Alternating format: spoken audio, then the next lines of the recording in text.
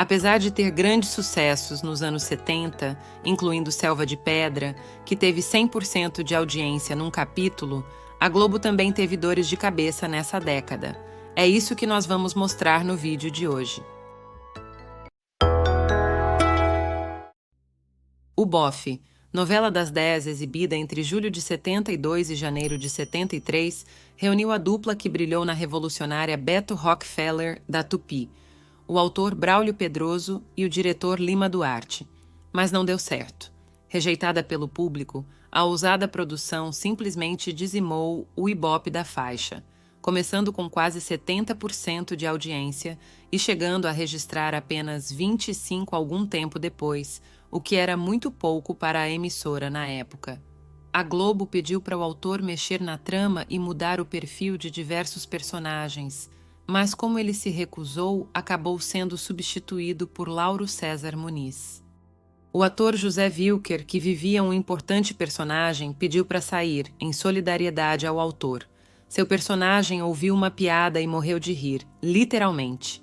Vale ressaltar que essa foi a única novela dirigida por Lima Duarte na Globo. Ele seria dispensado ao fim do contrato, mas acabou sendo escalado para entrar em O Bem Amado, como Zeca Diabo.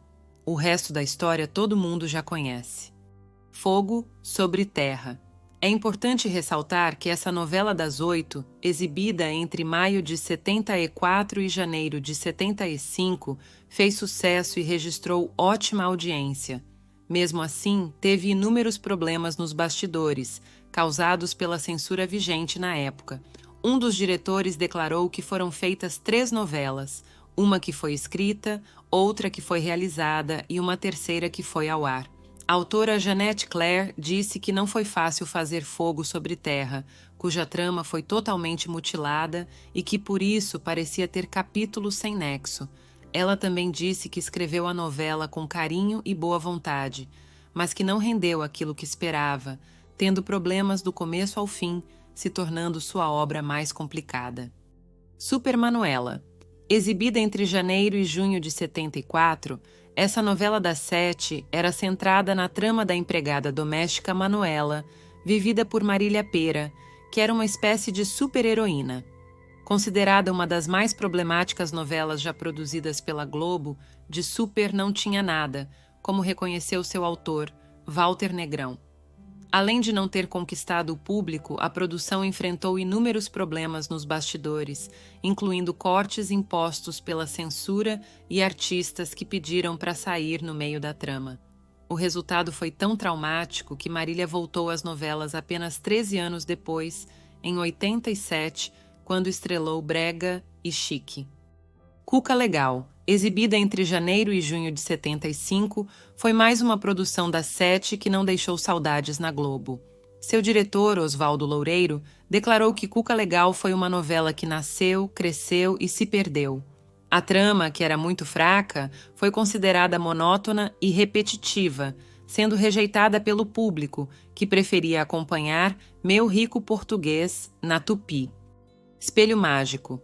Exibida entre junho e dezembro de 77, essa novela das 8 de Lauro César Muniz tinha a cara das produções da faixa das 10 da emissora, que reunia tramas inovadoras e ousadas.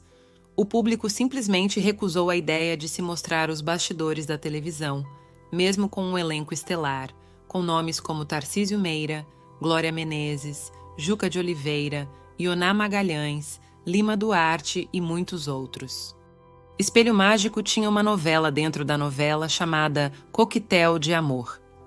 O curioso é que o público se interessava mais por essa história, que tinha capítulos quase diários exibidos dentro da produção.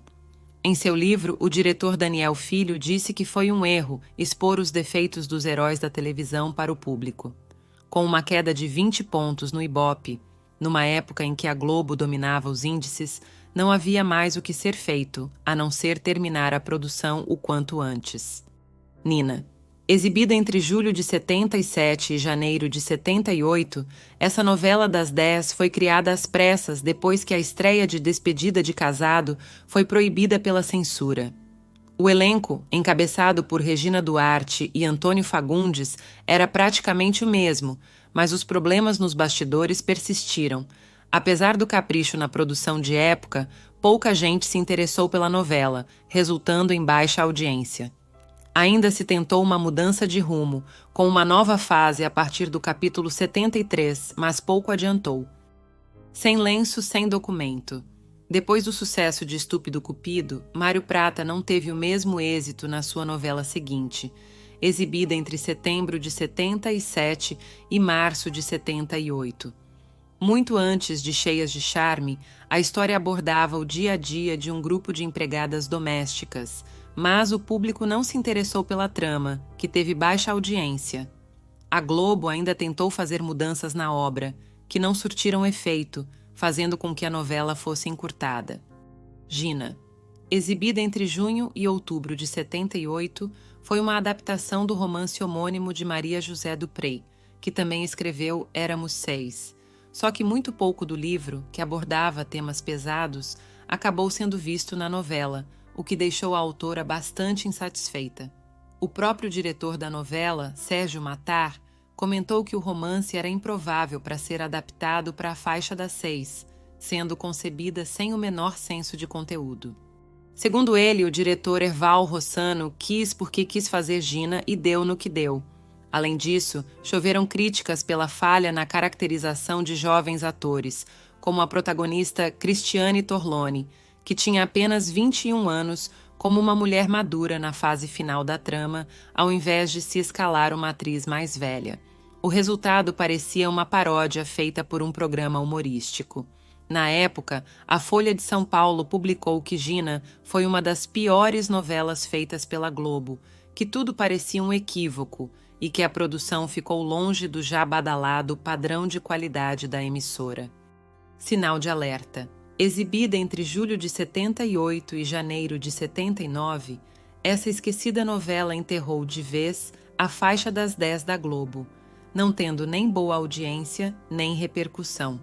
O diretor Daniel Filho reconheceu que a trama, que falava sobre a poluição das grandes cidades, não foi bem, sendo sufocante para o telespectador, já que tudo tinha fumaça e todo mundo tossia. Para completar, a produção ainda foi exibida entre setembro e novembro, às 11 da noite, por conta do horário eleitoral gratuito. Uma curiosidade é que a abertura não tinha uma música tema, contando apenas com sons e ruídos comumente ouvidos nas metrópoles. Os Gigantes. Depois de Espelho Mágico, Lauro César Muniz voltou a assinar um fiasco na faixa das 8 entre agosto de 79 e fevereiro de 80. Considerada a novela mais depressiva da história da Globo, Os Gigantes tinha uma trama pesada, com excesso de doença, dor, tensão, brigas familiares, processos judiciais e terminou com a protagonista, vivida por Dina Sfat, tirando a própria vida. A atriz, quando chegava no estúdio, pegava o roteiro, jogava no chão e sapateava em cima, dizendo que não queria fazer mais aquilo de jeito nenhum. O próprio autor, que foi demitido pela Globo antes do final, reconheceu, anos depois, que Os Gigantes era uma novela mórbida, pesada e infeliz.